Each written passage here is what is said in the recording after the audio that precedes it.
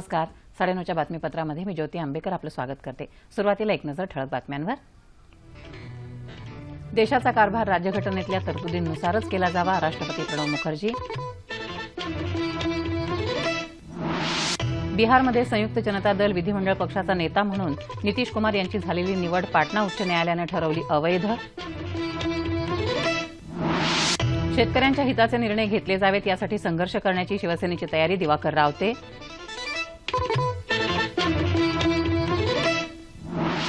आणि अनुसूचित जातींच्या कल्याणासाठी असलेला निधी रद्द होऊ नये यासाठी कायदा करण्याचा राज्य सरकारचा मानस, राजकुमार बडोले.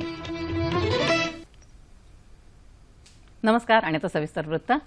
राज्य आणि केंद्रशासित प्रदेशांचा कारभार राज्यघटनेनुसारच चालेल हे बघणं राज्यपाल आणि नायब राज्यपालांची पहिली जबाबदारी आहे. ती त्यांनी निभवावी असं राष्ट्रपती प्रणव मुखर्जी यांनी म्हटलं आहे.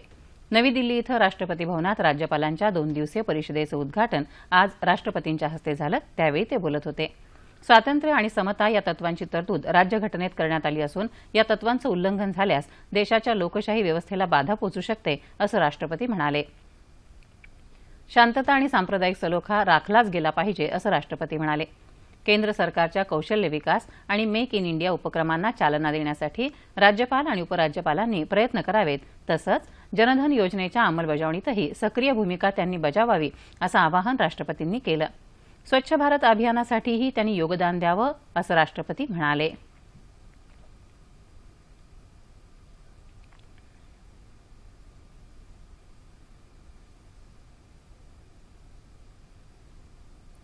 रेल्वे मंत्री सुरेश प्रभू यांनी आज नवी दिल्लीतून 5 नवीन रेल्वे गाड्यांना हिरवा झेंडा दाखवला. यातल्या 2 महाराष्ट्रातून सुटणाऱ्या आहेत. लोकमान्य टिळक टर्मिनस ते गोरखपूर आणि नागपूर ते रीवा अशा विशेष साप्ताहिक गाड्या आजपासून सुरू झाल्या. नागपूर रेल्वे स्थानकावर केंद्रीय रस्ते वाहतूक मंत्री नितीन गडकरी यांनी आज दुपारी नागपूर रीवा गाडीला हिरवा कंदील दाखवला. अनेक वर्षांपासून प्रतीक्षा असलेली ही गाडी सुरू झाल्यानं नागरिकांची मोठी सोय झाल्याबद्दल प्रवाशांनी आनंद व्यक्त केला.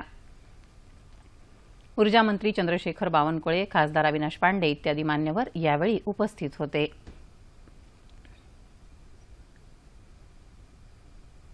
बिहारमध्ये संयुक्त जनता दल विधिमंडळ पक्षाचा नेता म्हणून नितीश कुमार यांची झालेली निवड पाटणा उच्च न्यायालयानं अवैध ठरवली आहे. त्यामुळे नितीश कुमार यांना हादरा बसला आहे. विद्यमान मुख्यमंत्री जीतन राम मांझी यांच्या एका समर्थक आमदारानं नितीश कुमार यांच्या निवडीविरोधात दाखल केलेल्या याचिकेवर पाटणा उच्च न्यायालयानं हा निर्णय दिला. या निवडीसंदर्भात झालेली बैठकच बेकायदेशीर असल्याचं न्यायालयानं म्हटलं आहे. दरम्यान नितीश कुमार आपले 130 समर्थक आमदारांसह आज राष्ट्रपती प्रणव मुखर्जी यांची भेट घेतली. बिहारचे राज्यपाल केसरीनाथ त्रिपाठी यांनी सरकार स्थापनेसाठी आपल्याला त्वरित आमंत्रित करावं आणि राज्यातली अनिश्चितता संपुष्टात आणावी अशी मागणी त्यांनी राष्ट्रपतींकडे केली आहे. दिल्लीतल्या राजकीय हालचालींना आता वेग आला आहे. विधानसभा निवडणुकीमध्ये ऐतिहासिक विजय मिळवल्यानंतर आज अरविंद केजरीवाल यांनी दिल्लीच्या नायब राज्यपालांची भेट घेऊन सत्ता स्थापनेचा दावा केला. अरविंद केजरीवाल यांनी सकाळी केंद्रीय नगरविकास मंत्री व्यंकय्या नायडू यांची भेट घेतली. दिल्लीतल्या अनधिकृत वसाहतीच्या मुद्द्यांवर केंद्रानं सहकार्य करावं अशी विनंती यावेळी केजरीवाल यांनी केली. तसंच दिल्लीला राज्याचा दर्जा देण्याबाबत केजरीवाल यांनी यावेळी चर्चा केली. केंद्रीय गृहमंत्री राजनाथ सिंग यांची भेट घेऊन केजरीवाल आणि मनीष सिसोदिया यांनी दिल्लीतल्या कायदा सुव्यवस्थेबद्दल देखील चर्चा केली. महाराष्ट्र पोलीस अकॅडमीच्या विस्ताराबरोबरच तिचा दर्जा अधिक उंचावण्यासाठी अकॅडमीला स्वायत्तता देण्याचा निर्णय घेण्यात आला आहे अशी माहिती मुख्यमंत्री देवेंद्र फडणवीस यांनी दिली. नाशिकमध्ये महाराष्ट्र पोलीस अकॅडमीत प्रशिक्षणार्थी पोलीस उपनिरीक्षकांच्या दीक्षांत समारंभामध्ये ते आज बोलत होते. नव्या आव्हानांना सक्षमपणे सामोरं जाणारे पोलीस अधिकारी अकॅडमीतून बाहेर पडावेत यासाठी ई प्लॅटफॉर्मच्या माध्यमातून ई प्रशिक्षण देण्याचं निश्चित करण्यात आलं आहे. वरणगाव इथं पोलीस ट्रेनिंग स्कूलही सुरू करण्यात येणार असल्याचं मुख्यमंत्री म्हणाले.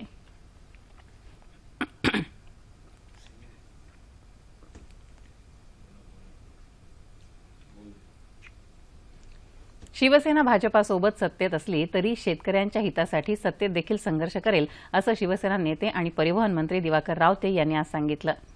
सहकार महर्षी शंकरराव पाटील मोहिते पाटील यांच्या पुण्यतिथीनिमित्त सोलापूर जिल्ह्यात अकलूज इथं आयोजित शेतकरी मेळाव्यामध्ये ते आज बोलत होते. सामना या मुखपत्रातून शिवसेनेनं कोणावर टीका केली नसून भविष्यात परिस्थितीचं भान ठेवून वाटचाल करावी लागेल असा सल्ला दिला आहे असं रावते म्हणाले. दिल्लीतल्या निकालांमुळे महायुतीमध्ये भांडण होणार नाहीत असंही त्यांनी स्पष्ट केलं. अनुसूचित जातीच्या कल्याणासाठी असलेला निधी रद्द होऊ नये यासाठी कायदा करण्याचा विचार राज्य सरकार करत आहे, असं सामाजिक न्यायमंत्री राजकुमार बडोले यांनी आज मुंबईत सांगितलं. या संदर्भात कर्नाटकमध्ये असलेल्या कायद्याचा अभ्यास आपला विभाग करत आहे, असं ते म्हणाले. सामाजिक न्याय विभागासाठी सध्या अर्थसंकल्पीय तरतूद 6,000 कोटी रुपये आहे. संपूर्ण निधी वापरला न गेल्यामुळे तरतुदीतला सुमारे 10% निधी इतर विभागांकडे वळवला गेला आहे, अशी माहिती बडोले यांनी दिली. या पार्श्वभूमीवर लोप न पावणाऱ्या निधींचा तरतूद करण्याचा विचार राज्य सरकार करत आहे. दरम्यान डॉ. बाबासाहेब आंबेडकर यांचं लंडनमध्ये वास्तव्य असलेलं घर राज्य सरकारनं खरेदी करण्यासंदर्भात परराष्ट्र व्यवहार मंत्री सुषमा स्वराज, परराष्ट्र सचिव एस जयशंकर आणि इंग्लंडमधले भारतीय उच्चायुक्त रंजन मथाई यांची भेट घेतल्याचंही त्यांनी सांगितलं. औद्योगिक कारखान्यांच्या वीज दरामध्ये कपात केली जाणार असल्याचं सांगत नवीन उद्योगांसाठी परवान्यांची संख्या 75 वरून 25 वर केली जाणार आहे, असं उद्योगमंत्री सुभाष देसाई यांनी सांगितलं. सांगली इथं आयोजित उद्योजकांच्या कार्यशाळेमध्ये ते आज बोलत होते. काही माथाडी पुढारी माथाडी कायद्याचा गैरवापर करत असल्याच्या तक्रारी आमच्याकडे आल्या आहेत. या तक्रारींची दखल घेतली पाहिजे, असंही देसाई यांनी सांगितलं.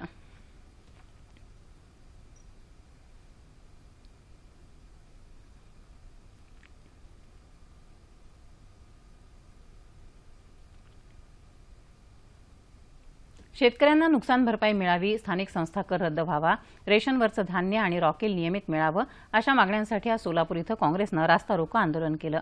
काँग्रेसचे शहर अध्यक्ष प्रकाश येलगुलवार यांनी या आंदोलनाचं नेतृत्व केलं. केंद्रातलं आणि राज्यातलं भाजपा सरकार शेतकरी आणि कामगार विरोधी आहे, असा आरोप यावेळी येलगुलवार यांनी केला. सरकारच्या निष्क्रियतेचा निषेध म्हणून काँग्रेस पक्ष रस्त्यावर उतरला असल्याचंही त्यांनी सांगितलं.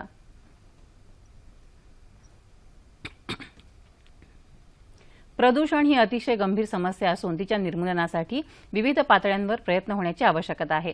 या संदर्भात विचारमंथन करण्यासाठी सह्याद्री वाहिनीनं पुढाकार घेतला आहे. प्रदूषण आधुनिक युगाला भेडसावणारी एक सर्वव्यापी समस्या. जल प्रदूषण, ध्वनी प्रदूषण, भूमी प्रदूषण, थेट सजीवांच्या आयुष्याला झाकोळून टाकणारी या समस्येचं गांभीर्य, दुष्परिणाम आणि संभाव्य उपायांवर प्रकाशझोत टाकणारी मुलाखत मालिका 11, 12 आणि 13 फेब्रुवारीला रात्री 9:30च्या बातमीपत्रात आपल्या सह्याद्री वाहिनीवर. पाणी हे जीवन आहे असं म्हणतात. पाणी दूषित झालं की आरोग्यावर परिणाम होतो, त्यामुळे जीवनाची गुणवत्ताही घसरते. म्हणूनच जलप्रदूषण ही आज सर्वच देशांना भेडसावणारी गंभीर समस्या आहे. पृथ्वीचा 70% पृष्ठभाग पाण्यानं व्यापलेला आहे. या पाण्याचं खरं मोल दुष्काळी भागात गेल्यावर कळतं. पाऊस आपल्या नियंत्रणात नसला तरी उपलब्ध पाणी प्रदूषित न करणं मात्र आपल्याच हातात आहे. नदी, तलाव, खाडी यासारखे अनेक जलाशय दिवसेंदिवस अधिकच प्रदूषित होत आहेत. प्लास्टिक कचरा, रासायनिक सांडपाणी यामुळे माणूसच हे नैसर्गिक पाणसाठे प्रदूषित करतोय. याला नेमकं जबाबदार कोण? प्रशासन, नियंत्रण यंत्रणा, प्रदूषण करणारे कारखाने की आपली मानसिकता? जलस्रोत प्रदूषित झाल्यामुळे जमिनीची सुपीकताही नष्ट होते. पिण्याचं पाणी स्वच्छ राहत नसल्यानं आरोग्याला धोका निर्माण झालाय. पाणी हे जीवन आहे हे फक्त कळून उपयोग नाही, तर ते वळायलाही हवं. त्यासाठी सर्वांनीच आत्मपरीक्षण करणं आवश्यक आहे, कारण जलप्रदूषण रोखण्याची जबाबदारी तुम्हा आम्हा सर्वांचीच आहे. जलप्रदूषणाचं स्वरूप आणि संभाव्य उपाय याविषयी चर्चा करण्यासाठी पर्यावरण तज्ज्ञ डॉक्टर श्याम असोलेकर आपल्या स्टुडिओमध्ये आलेले आहेत. असोलेकरजी नमस्ते. 9:30च्या बातम्यांमध्ये आपलं खूप मनापासून स्वागत. जलप्रदूषणाचा विळखा आज अख्ख्या जगभरामध्ये पडलेला आहे असं म्हणता येईल. एकतर लोकसंख्या, शहरामध्ये वाढणारी मोठी लोकसंख्या, दुसरं पावसामुळे पाणी वाहतं त्याच्याहीमुळे मोठ्या प्रमाणात प्रदूषण होतं, असे असंख्य कारणं आहेत. ते एकूणच त्याच्या व्याप्तीविषयी काय सांगाल तुम्ही सुरुवातीला? छान, तुमची ध्वनिफीत फार छान दाखवून गेली की सगळ्या प्रकारच्या पाण्याचा शेवटी प्रदूषणामुळे कसा ऱ्हास होतो हे त्यात दिसलेलं आहे. एका बाजूला आपलं पिण्याचं पाणी प्रदूषित झालेलं आपल्याला दिसतं. नदी तलावांमधलं जमिनीमध्ये पाणी कमी पद्धतीने मुरल्यामुळे ग्राउंड वॉटरचा तुटवडा आपल्याला जाणवतोय, हल्ली दिसतंय आपल्याला ते. आणि दुष्काळाचा सामना करताना अनेक महिने लहान गावातल्या खेड्यातल्या लोकांना जर विहिरीमध्ये पाणी नसतं, त्यामुळे टँकरवरती अवलंबून राहायला लागतं. आणि आणखी एक महत्त्वाची गोष्ट म्हणजे अशी की आपण सॉलिड वेस्ट मॅनेजमेंट ठीक न केल्यामुळे घनकचरा तो सुद्धा पाण्यामध्ये वाहून जातो आणि त्यामुळे अनेक उपद्रव सुरू होतात. पाणी प्रदूषण त्यातला एक महत्त्वाचा आहे. पण त्याहूनही महत्त्वाचं म्हणजे तुम्हाला आठवत असेल की 26 जुलै 2005 साली जो आपल्याकडे जो पूर आला होता त्यावेळी चितळे कमिटीने काढलेला एक निष्कर्ष असा होता की सॉलिड वेस्ट मॅनेजमेंट पुरेसं ठीक नसल्यामुळे त्यांनी सगळे पंपिंग स्टेशन्स आणि सगळ्या नाल्या आणि चर क्लॉग केले आणि त्या क्लॉगिंगमुळे आपल्याकडे पुराला आणखी तीव्रता जाणवली. त्यामुळे प्रदूषण आणि एकंदर आपली लोकांची सिक्युरिटी या सगळ्यांचा संबंध या सगळ्या प्रदूषणाच्या चक्राशी आहे आणि सगळ्या प्रकारचं पाणी एकमेकांना मिळालेलं आहे. पावसाच्या पाण्यामुळे मोठ्या प्रमाणात प्रदूषण होतं हे कसं आपण सांगाल त्या दृष्टीनं? कारण पाणी वाहतं आणि मग प्रदूषण खूप मोठ्या प्रमाणात खेचत राहतं. खरंय. आता उदाहरणार्थ शहराचा जर विचार केला तर ज्या ठिकाणी खूप जास्त पॉप्युलेशन डेन्सिटी आहे मुंबईसारखं शहर, दाट वस्ती जिथे आहे त्या ठिकाणी तुम्हाला माहितीच आहे की माणसाचं मलमूत्र, विष्ठा आणि इतर कचरा, घनकचरा हा सरफेस वॉटर रन ऑफ बरोबर वाहून जातो आणि स्टॉर्म वॉटर ड्रेन मार्फत तो नंतर पाण्याच्या स्रोताला जाऊन मिळतो. नंबर 1. नंबर 2, ज्या ठिकाणी जास्त माणसं एकत्र येत आहेत पब्लिक प्लेसेसमध्ये तिथे फार मोठ्या प्रमाणामध्ये झालेलं दिसतं आपल्याला, प्रदूषण झालेलं दिसतं आपल्याला. साधारण बऱ्याच लोकांना हे बेसिक सॅनिटेशन फॅसिलिटी नसल्यामुळे, टॉयलेट्स आणि स्नानगृह नसल्यामुळे तो एक फार मोठा प्रश्न आपल्याकडे आहे. आणि एकंदरच म्युनिसिपॅलिटीज ह्या आपल्याकडे कमी पडत आहेत, सुवेज ट्रीटमेंट करायला, वेस्ट वॉटर ट्रीटमेंट करायला कमी पडत आहेत त्या. हाही एक फार मोठा प्रश्न आहेच आपल्यासमोर. सांडपाण्याचं एकूणच व्यवस्थापन नीट पद्धतीनं होत नाही, त्याच्या एकूण उपायांविषयी आपण काय सांगाल? याच्यावरती पुष्कळ पातळ्यांवरती बोलता येईल. नंबर 1 म्हणजे जे पाणी पाईपांवाटे येतं, म्हणजे ज्याला आपण पॉईंट सोर्सेस म्हणतो, म्हणजे कारखान्यांमधून निघणारं पाणी किंवा म्युनिसिपालिटीमधून येणारं पाणी, त्यामध्ये कारखान्यामधून बाहेर पडणारं जे पाणी आहे तेही मोठ्या कारखान्यांमधून, त्याच्यावरती काही प्रमाणामध्ये आपण वचक बसवलेला आहे आणि काही प्रमाणामध्ये त्याची गुणवत्ता ठीक आहे. पण लहान कारखान्यांमधून निघणारं पाणी, लहान खेड्यांमधून निघणाऱ्या उद्योगातलं निघणारं पाणी किंवा खेड्यामधून निघणारं वेस्ट वॉटर, सिवेज आणि आपल्याकडची जिथं खूप घनदाट वस्ती जिथं आहे अशा पुंजक्यांमधून निघणारं पाणी, वेस्ट वॉटर, हे सगळं काही व्यवस्थित ट्रीटमेंट होत नाही आणि हे सगळं शेवटी पॉईंट सोर्सेस आणि नॉन पॉईंट सोर्सेस शेवटी नदी आणि नाल्याला मिसळतात किंवा समुद्रात जातात आणि फार भयानक प्रदूषणाची परिस्थिती निर्माण करतात. मग याच्यासाठी प्रदूषण नियंत्रण मंडळ असतात, देशभर सगळीकडे आहेत, प्रत्येक राज्यामध्ये ते मंडळ आहे आणि काम करत राहतं. त्यांच्या एकूण कार्यपद्धतीविषयी आपण काय सांगाल? म्हणजे एकीकडे कारखाने खूप मोठ्या प्रमाणात वाढत आहेत, दाट लोकवस्ती वाढत आहे, दुसरीकडे नियंत्रण मंडळामधलं एकूण बघायला गेलं तर लिमिटेड स्टाफ आणि त्यांची लिमिटेड यंत्रणा, हे सगळं ताळमेळ बसवता सगळं कठीण जातं असं बऱ्याचदा पाहायला मिळतं. त्याविषयी काय सांगा? खरं बोललात अगदी. कसं आहे की प्रदूषण नियंत्रण मंडळ आपल्या परीने प्रयत्न करता हे दिसतंच आहे आपल्याला. त्याचबरोबर हरित लवाद न्यायालय आपण उघडलेली आहेत, नॅशनल ग्रीन ट्रायब्युनल्स उघडलेली आहेत, त्याची आपल्या भागामधली शाखा पुण्यामध्ये आहे, तुम्हाला माहितीच आहे. तर अशा पद्धतीचे पण यंत्रणा निर्माण केलेल्या आहेत की ज्यामध्ये fast track environmental cases handle करता येऊ शकतील. आणि आपल्याकडे अनेक कायदे पण आहेत प्रदूषणाच्या संदर्भामध्ये देश पातळीवरती आणि राज्य पातळीवरती. पण असं असूनही सहसा म्युनिसिपॅलिटी म्हणून निघणारं जे सिवेज आहे त्याची विल्हेवाट म्हणावी तितकी चांगल्या पद्धतीने राबवली जात नाही आणि त्यासंबंधी राज्य पातळीवरती आणि केंद्र पातळीवरती बरीच हालचाल करण्याचा प्रयत्न सरकार करतंय, दोन्ही सरकार करतायत. पण म्हणावं तितकं यश अजून आलेलं नाही. त्याच्यामध्ये खूप काम करायला व्हावं असं मला वाटतं. एकूणच पाण्याचा पुनर्वापर जर केला गेला किंवा प्रक्रिया करून पाणी वापरलं गेलं, काही ठिकाणी ते यशस्वीपणे राबवलं जाते, पण तुलनेमध्ये अजून लोकांमध्ये सजगता नाही. इंडस्ट्रीकडे, खास करून ज्या स्मॉल स्केल इंडस्ट्री आहेत त्यांच्याकडे तसा फंड नसतो, त्यामुळे ते करू शकत नाहीत. या एकूणच चित्राविषयी काय तुम्ही सांगाल? म्हणजे अशी परिस्थिती असताना मला असं वाटतं की तुमचा हा प्रश्न मी आपल्या देशाच्या पातळीवरती माननीय पंतप्रधानांनी जे स्वच्छ भारत अभियान जे सुरू केलेलं आहे त्या अभियानाला आपण तो जोडला पाहिजे असं मला वाटतं. आणि हे विसरून चालणार नाही की आता लेप्टोस्पायरोसिस, डेंग्यू किंवा डासांच्या मधून उपद्रव होऊन मलेरिया आणि त्यापेक्षाही आणखी भयंकर आजार आज आपल्याला जे सहन करावे लागतात त्यांचा पण संबंध या सगळ्या घाणीशी आणि वेस्ट वॉटर ट्रीट न करण्याशी आहे, हे आपण लक्षात ठेवलं पाहिजे. म्हणजे हा फक्त पाण्याची क्वालिटी असं नसून तर पब्लिक हेल्थ या लेवलवरती हा प्रश्न आपल्याला आता हँडल करावा लागणार आहे. आणि तो अक्षरशः गल्लीपासून दिल्लीपर्यंत तो आता आपल्याला सिरियसली घ्यायची वेळ आलेली आहे आणि स्वच्छ भारत अभियानाला आपण ते जोडलं पाहिजे. आता अगदी रिसेंटली माननीय मुख्यमंत्र्यांनी महाराष्ट्राच्या डिसेंट्रलाइज ट्रीटमेंट स्ट्रॅटेजी असाव्यात, विकेंद्रित पाणी प्रदूषण नियंत्रण असावं, याही पद्धतीने त्यांनी सूतोवाच केलेलं आहे त्यांच्या विचाराचं. आणि मला वाटतं ही फार स्वागत करण्यासारखी गोष्ट आहे. आता एक सेंट्रलाइज प्लांट द्यायचा आणि प्रचंड तिथं खर्च करून पुष्कळ जमिनीमध्ये पाईपलाईन आणि चर खोदून ते पाणी तिथं न्यायचं आणि मग मोठ्या खर्चाने ते ट्रीट करायचं आणि विशेष काही न करता शेवटी ते नदी किंवा नाल्यात फेकून द्यायचं किंवा समुद्रात फेकून द्यायचं.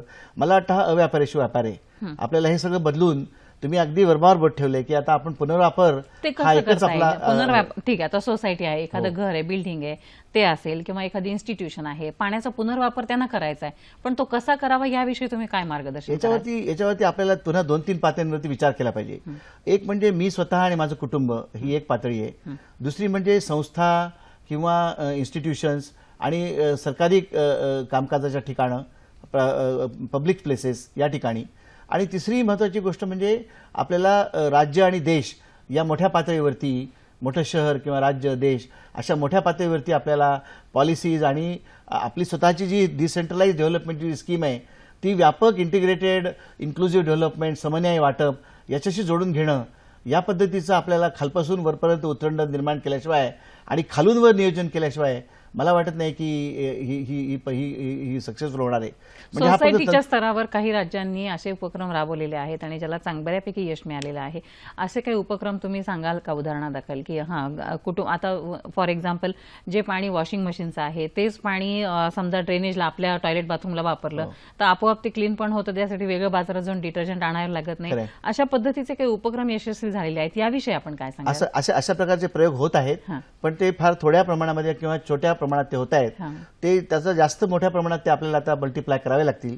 सध्या अशा पद्धतीचं तंत्रज्ञान की जे लोकांच्या सहभागातून पाण्याचा पुनर्वापर करता येऊ शकेल अशा पद्धतीचं डिसेंट्रलाइज तंत्रज्ञान निर्माण करण्यासाठी अनेक ठिकाणी प्रयत्न करतायत.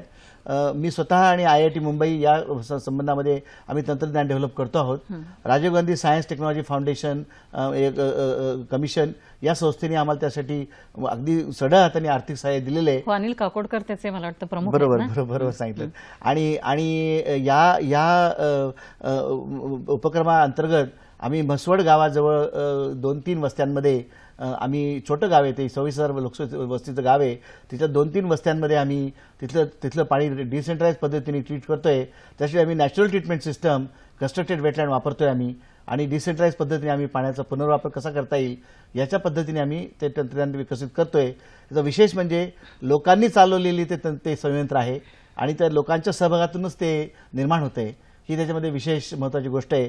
आणि तिथल्या लोकल म्युनिसिपॅलिटीचा त्याच्यामध्ये फार मोठा सिंहाचा वाटा आहे ते चालवण्यामध्ये आणि तो प्रकल्प यशस्वी करण्यामध्ये. दुसरा असा प्रकल्प आम्ही करतो एका संस्थेमध्ये, काटेल नावाच्या एका खेड्यामध्ये, शेगाव संस्थानाच्या जवळ ते एक छोटं गाव आहे 30 किलोमीटर अंतरावर, तिथे आम्ही हा प्रयोग करतोय. त्या ठिकाणी अनेक लोक येत असतात त्या संस्थानामध्ये. तर त्या अशा संस्थांमधून मला असं वाटतं की जर आपण अशा प्रकारचे उपक्रम राबवले तर तिथल्या पाण्याचा बोजा हा तिथल्या निसर्गावरती पडणार नाही प्रदूषणाचा. ही तर एक समजा महत्त्वाची बाब आहेच, पण त्याहूनही महत्त्वाचं म्हणजे ज्या ठिकाणी अनेक लोक येतात त्या ठिकाणी स्त्रिया, विद्यार्थी आणि माणसं जी येतात तिथं येणारी माणसं त्यांना शिकायला मिळेल या प्रयोगातून आणि ते परत जाऊन आपापल्या वस्तीमध्ये हे काम करायला लागतील.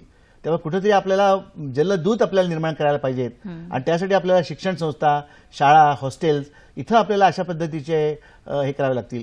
IIT मुंबईने उदाहरणार्थ असा प्रकल्प आता हाती घेतला आहे की इको कॅम्पस, म्हणजे आपल्याला निसर्गप्रेमी कॅम्पस निर्माण करता येईल का, आणि महाराष्ट्र शासनही त्याच्या मागे उभं राहिलेलं आहे आणि अनेक संस्थांमधून अशा पद्धतीचा उपक्रम राबवला जावा असा प्रयत्न सध्या चालू आहे. तर या पद्धतीचे मला वाटतं उपक्रम केल्याशिवाय फक्त तंत्रज्ञान वापरून ते चालणार नाही, तर लोकांचा सहभाग आणि लोकांच्या मध्ये जागृती निर्माण करणारं तंत्रज्ञान. तुमच्या बोलण्यामध्ये आता एक उल्लेख होता की शहरी भागामध्ये खास करून ज्या मोठ्या इंडस्ट्रियल एरिया आहे किंवा मोठे 5 स्टार हॉटेल आहेत त्या ठिकाणी पाण्याचा पुनर्वापर करण्याची प्रक्रिया ती लोक करत असतात. ते अर्थात खर्चिक आहे आणि त्यांना ते झेपतं म्हणून ते करतात. अडचण मुख्य कुठे येते, जे सेमी अर्बन एरिया आहे, महापालिका नंतरच्या पंचायत, ग्रामपंचायत किंवा पालिका पातळीवरती जे आहेत स्मॉल स्केल इंडस्ट्रीज, तिथं अशा पद्धतीचं त्यांना अफोर्डच करू शकत नाही, तेवढा पैसाच त्यांच्याकडे नसतो. त्यामुळे सरसकट सगळं पाणी, सांडपाणी, केमिकल सगळं जातं नदीमध्ये आणि तिथून ग्रामीण भाग आणि सगळं तो खूप मोठ्या प्रमाणात प्रदूषणाला सामोरं जावं लागतं त्या लोकांना. त्यांच्यामध्ये सजगता नाही आणि यांच्याजवळ पैसे नाहीत. अशा दोन्ही बाजूनी ते कोंडीत सापडलेल्या लोकांच्या बाबतीत तुम्ही काय सांगा? मला अगदी प्रामाणिकपणे सांगतो, मला वाटतं परवडत नाही ही तशी काय बरोबर ओरड आहे असं मला वाटत नाही. त्याचं कारण असं की एखादी गोष्ट तुम्हाला परवडेल किंवा परवडणार नाही, तिची जी योग्य किंमत तुम्हाला माहित असेल तरच तो परवडण्याचा प्रश्न निर्माण होतो. जर ज्या ठिकाणी तुम्हाला पाणी निर्माण करण्याचा खर्च मुंबई शहरात 12-14 रुपये प्रति 1000 लिटर असेल, म्हणजे 1 मीटर क्यूब पाणी जर असेल, घनमीटर असेल, आणि जर आपण त्याला 3 रुपये देणार असलो, 4 रुपये देणार असलो, तर आपण ते पाणी वाचवू का? नाही वाचवणार आपण. तर मला असं वाटतं कुठेतरी आपण त्याचे आपल्याला जर समन्वय वाटपावर आपला विश्वास असेल तर त्याची न्यायी किंमत भरायला पण आपण तयार झालं पाहिजे. आपल्या माननीय देशाच्या घटनेमध्ये हे नमूद केलेलं आहे की पोल्युटर पेज हे तत्व आपण आपल्या स्वतःच्या आयुष्यामध्ये वापरणार आहोत की नाही, हे जोपर्यंत आपण ठरवत नाही. अतिशय महत्वाचा मुद्दा मांडला तुम्ही. आपण कुठून तरी ग्रामीण भागातल्या लोकांचं तोंडचं पाणी शहरामध्ये खेचून आणतो, त्याचा बऱ्याचदा दुरुपयोग करतो. त्याच पाण्याने म्हणजे पिण्याच्या पाण्याने गाड्या धुतल्या जातात. अनेक पाणी टॉयलेट बाथरूम मध्ये अनावश्यक वाया जाताना आपण बघत असतो अनेक ठिकाणी. या सगळ्या पार्श्वभूमीवरती तेच पाणी प्युरिफाय करून इथपर्यंत पोहोचायला कोट्यवधी रुपये खर्च होतात. बिस्लरीची कुठल्याही कंपनीची एक बाटली घेतली तर 20 रुपयाची म्हणून आपण ती 10 वेळा जपून जपून सांभाळतो, पण फुकट मिळालेल्या पाण्याची आपल्याला किंमत राहत नाही. याविषयी जाता जाता तुम्ही सर्वसामान्य जनतेला, कारण कसं आहे, लोकचळवळीशिवाय लोकसहभागाशिवाय कुठलीही योजना किंवा मुळात अवेअरनेसच लोकांमध्ये येत नाही. तर त्यांचा सहभाग वाढवण्याच्या दृष्टीनं आमच्या चॅनलच्या माध्यमातून जाता जाता तुम्ही काय आवाहन कराल? किती छान विचारलं. खरंच आहे, एक माणूस फार महत्वाचा आहे बघा. म्हणजे मी सगळ्या देशांनी सगळ्या जगाने बदलावं असं म्हणण्यापूर्वी मी स्वतःमध्ये हा बदल आणू शकतो का? मला वाटतं हा एक फार महत्वाचा आध्यात्मिक प्रश्न आहे. तो प्रत्येकाने स्वतःला विचारला पाहिजे आणि त्याच्यातूनच देश बदलू शकेल आणि समाज बदलू शकेल. त्यामुळे माझी अशी विनंती आहे की जी माणसं आज हा कार्यक्रम बघतायत त्यांनी असा प्रयत्न करावा की मी स्वतःपासून उद्या सकाळपासून याचा प्रयोग करू शकतो का? तर मी तुम्हाला एक सांगतो की माझ्या आयुष्यामध्ये एक बदल घडला. माझ्या विद्यार्थ्यांनी मला सुचवलं म्हणून मी ते केलं. हे माझं स्वतःचं ज्ञान नाही, कोणी ते मला सांगितलं. ते म्हणाले की तुम्ही एवढं बोलताय पाण्याविषयी, तर 1 बकेट पाण्यामध्ये स्नान कराल का? तर मी आपल्या सगळ्या दूरपर्यंत पोहोचतो आपली वाहिनी लोकांपर्यंत पोहोचते. तर आम्ही त्यांना अशी विनंती करतो, उद्यापासून तुम्ही 1 बकेट पाण्यात स्नान करायला तयार आहात का? ते तुम्ही केल्याबरोबर प्रत्येक माणूस 30, 40, 50 लिटर पाणी वाचवतोय. बघा काय मजा येईल, खूप पाणी वाचेल. आणि आपण जे 130 लिटर पाणी शहरामध्ये देतोय त्याच्याऐवजी आपण 90 लिटर, 80 लिटर, 70 लिटर तुम्ही म्हणता पुनर्वापराचं तंत्रज्ञान लावलं तर आणखी कितीतरी कमी. म्हणजे तंत्रज्ञानाच्या आयरणीबरोबर स्वतःच्या निर्धाराची आयरण पण आपल्याला वापरावी लागेल, तरच हा पाण्याचा प्रश्न सोडवता येईल असं मला वाटतं. अनेक अनेक धन्यवाद. आपण आमच्या 9:30च्या बातम्यात आलात. अतिशय महत्त्वाच्या अशा विषयावर सविस्तरपणाने आमच्याशी बोललात. मी आपली खूप आभारी आहे. धन्यवाद. वळूया पुढच्या बातम्यांकडे. शिक्षणाबद्दलची ध्येय धोरणं योग्य पद्धतीनं राबवून विद्यार्थ्यांच्या अडचणी सोडवण्याचा प्रयत्न केला जाईल असं आश्वासन राज्याचे शिक्षण आयुक्त पुरुषोत्तम भापकर यांनी दिलं. राज्याचे शिक्षण आयुक्त म्हणून पदभार स्वीकारल्यानंतर ते आज पुण्यात पत्रकार परिषदेत बोलत होते. शिक्षण विभागात असलेल्या त्रुटी दूर करण्यासाठी योग्य ती पावलं उचलली जातील असंही ते यावेळी म्हणाले.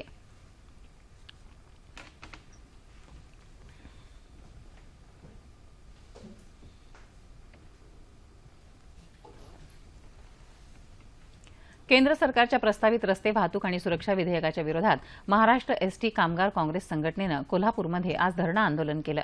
जिल्हाधिकारी कार्यालयासमोर केंद्र सरकारच्या विरोधात आंदोलन करत जोरदार निदर्शनं केली. या विधेयकामध्ये काही त्रुटी असून दळणवळणासंदर्भातली काही महत्त्वाची कलमं विधेयकातून वगळण्यात आल्यामुळे एसटी सारख्या सार्वजनिक संस्थेला देण्यात आलेली मक्तेदारी संपुष्टात येऊ शकते, तसंच सार्वजनिक वाहतूक संस्थेचं नुकसानही होईल असा दावा महाराष्ट्र एसटी कामगार काँग्रेसनं केला आहे. कोल्हापूर इथं शिवाजी विद्यापीठाच्या संगीत आणि नाट्यशास्त्र विभागातर्फे रंगमंचीय कला वर्तमानकालीन बदलते स्वरूप या विषयावर 2 दिवसांचं राष्ट्रीय चर्चासत्र आयोजित करण्यात आलं आहे. कुलगुरू डॉक्टर NJ पवार यांनी आज या चर्चासत्राचं उद्घाटन केलं. आजच्या मराठी रंगभूमीला मरगळ आली असून त्याला नाटककार आणि प्रेक्षक दोघेही जबाबदार असल्याचं मत चर्चासत्राचे प्रमुख पाहुणे आणि ज्येष्ठ नाट्य समीक्षक प्राध्यापक डॉक्टर V.भा. देशपांडे यांनी व्यक्त केलं. दुर्लक्षित झालेल्या रंगभूमीला गतवैभव प्राप्त करून देण्यासाठी नाटककार आणि प्रेक्षक या दोघांनीही प्रयत्न करणं गरजेचं असून लेखक, अभिनेते यांच्याप्रमाणेच प्रेक्षकांचीही कार्यशाळा घेण्याची गरज असल्याचं मत देशपांडे यांनी व्यक्त केलं. या चर्चासत्रामध्ये महाराष्ट्र, कर्नाटक, गोवा, आंध्र प्रदेश अशा विविध राज्यातल्या विद्यापीठांमधून आलेल्या प्राध्यापकांनी आणि संशोधक विद्यार्थ्यांनीही आपले शोधप्रबंध सादर केले. विद्यार्थ्यांमध्ये वाचन संस्कृती वाढावी तसंच विविध ग्रंथांची माहिती त्यांना व्हावी या उद्देशानं विविध ठिकाणी 3 दिवसीय ग्रंथोत्सवाचं आयोजन करण्यात आलं आहे. सुप्रसिद्ध लेखिका रेखा बैजल यांनी आज औरंगाबाद इथल्या उत्सवाचं उद्घाटन केलं. या निमित्तानं सकाळी एक ग्रंथदिंडीही काढण्यात आली होती. राष्ट्रीय माध्यमिक शिक्षण अभियानाअंतर्गत जिल्हा परिषद शिक्षण विभाग आणि सरस्वती भुवन शाळा यांनी संयुक्तपणे आयोजित केला आहे. बीड जिल्ह्यातही डॉक्टर बाबासाहेब आंबेडकर सामाजिक न्याय भवनातही ग्रंथोत्सवाचं आयोजन करण्यात आलं होतं. जिल्हाधिकारी नवल किशोर राम यांनी आज या उत्सवाला मार्गदर्शन केलं. या ग्रंथोत्सवात 22 पुस्तकांची दालनं ठेवण्यात आली आहेत. धुळे इथल्या ग्रंथोत्सवाचं उद्घाटन जिल्हाधिकारी अण्णासाहेब मिसाळ यांनी रोबोटच्या मदतीनं दीप प्रज्वलन करून केलं. वाचनातून नवे विचार मिळत असून सकारात्मक विचार वाढीस लागतात असं प्रतिपादन यावेळी मिसाळ यांनी केलं.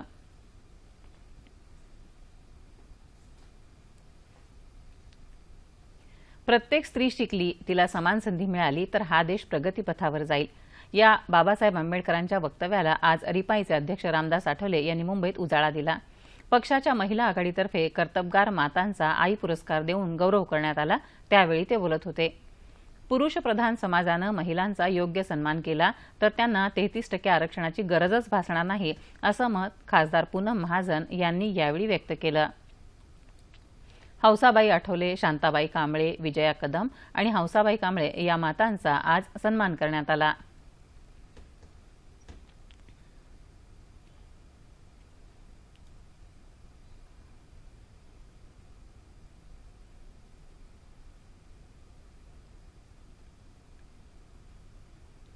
विकसनशील देशांमध्ये संघटनात्मक तसंच वैयक्तिक कार्यक्षमता वाढवण्यासाठी प्रज्ञा व्यवस्थापन अधिक कौशल्यानं करण्याची गरज आहे असं मत आज मुंबईत झालेल्या एका चर्चासत्रामध्ये व्यक्त करण्यात आलं.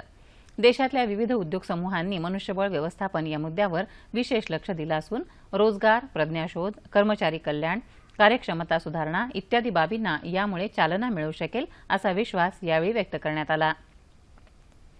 डन अँड ब्रॅडस्ट्रीट तसंच रेडेक्सो इंडिया या संस्थांनी या कार्यक्रमाचं संयुक्त आयोजन केलं होतं. मनुष्यबळ विकासासाठी विविध उद्योग समूहांनी यंदाच्या वर्षात हाती घेतलेल्या योजनांचं सर्वेक्षण करण्यात येत असल्याचं यावेळी सांगण्यात आलं. या क्षेत्रात अनेक कल्पक योजना आढळून आल्याबद्दल वक्त्यांनी समाधानही व्यक्त केलं. जळगाव जिल्ह्यामध्ये काल रात्री अवकाळी पावसानं तडाखा दिला. या वादळी पावसामुळे रब्बी पिकांचं मोठं नुकसान झालं आहे. तसंच फळबागांनाही मोठ्या प्रमाणात फटका बसला आहे. या पावसामुळे आंब्याचा मोहर गळाल्यानं मोठं नुकसान होण्याची शक्यता आहे. उद्यापासून पिकांच्या नुकसानीचे पंचनामे करण्यात येणार असल्याचं जिल्हा प्रशासनानं सांगितलं आहे. नाशिकमधल्या निफाड आणि सिन्नरच्या काही भागात तसंच धुळ्यातही काल गारपीट झाली. धुळ्यात पिंपळनेर आणि साक्री तालुक्यात गारपीट झाली तर औरंगाबाद आणि जालना जिल्ह्यात काल रात्री वादळी वारा आणि विजांसह अवकाळी पाऊस आला. विदर्भातही काल अनेक ठिकाणी पाऊस पडला. बुलडाणा जिल्ह्यामध्ये झालेल्या अवकाळी पावसामुळे कांदा, तूर, गहू, हरभरा आणि आंब्याचा मोहर गळून पडल्यानं शेतकऱ्यांचं मोठं नुकसान झालं आहे. या नुकसानीचे पंचनामे करण्याचे आदेश महसूल विभागानं दिले आहेत. आता हवामानाचा अंदाज. येत्या 36 तासात विदर्भात काही ठिकाणी पाऊस पडण्याची शक्यता हवामान विभागानं वर्तवली आहे. उर्वरित ठिकाणी हवामान प्रामुख्यानं कोरडं राहील. तापमान अंश सेल्सिअस. पुणे 32-13, औरंगाबाद 31-16, नाशिक 31-14, कोल्हापूर 31-18, रत्नागिरी 32-18, सोलापूर 33-17 आणि अमरावती 27-14. ठळक बातम्या पुन्हा एकदा. देशाचा कारभार राज्यघटनेतल्या तरतुदीनुसारच केला जावा, राष्ट्रपती प्रणव मुखर्जी. बिहारमध्ये संयुक्त जनता दल विधिमंडळ पक्षाचा नेता म्हणून नितीश कुमार यांची झालेली निवड पाटणा उच्च न्यायालयानं ठरवली अवैध. शेतकऱ्यांच्या हिताचे निर्णय घेतले जावेत यासाठी संघर्ष करण्याची शिवसेनेची तयारी, दिवाकर रावते. आणि अनुसूचित जातींच्या कल्याणासाठी असलेला निधी रद्द होऊ नये यासाठी कायदा करण्याचा राज्य सरकारचा मानस, राजकुमार बडोले. याबरोबरच हे बातमीपत्र संपलं. पुन्हा भेटूया उद्या सकाळी 8:30 वाजता सह्याद्री वाहिनी.